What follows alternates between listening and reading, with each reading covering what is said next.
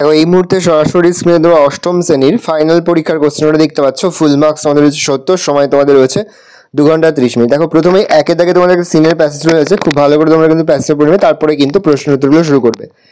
এর দ্বারা true false প্রশ্নের মান রয়েছে 2 করে 2 গুণ 3 সমান সমান 6। ট্রু ফলস লেখার পাশে সাপোর্টিং স্টেটমেন্ট লিখতে হবে। বি এর দাগে রয়েছে অ্যান্সার দ্য ফলোইং কোশ্চেন্স, প্রশ্নের মান রয়েছে 2 করে 2 গুণ 3 সমান সমান 6। ভালো করে দেখে নাও।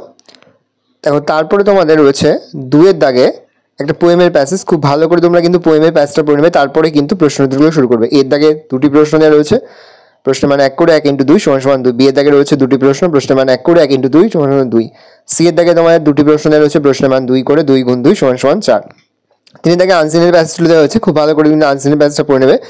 এর দাগে রয়েছে চুজ দ্য কারেক্ট অল্টারনেটিভ, প্রশ্নের মান 1 করে 1 ইন্টু 2 সমান সমান 2। বি এর রয়েছে ট্রু ফলস লেখার পাশে সাপোর্টিং স্টেটমেন্ট লিখতে হবে, প্রশ্নের মান 2 করে 2 গুণ 3 সমান সমান 6।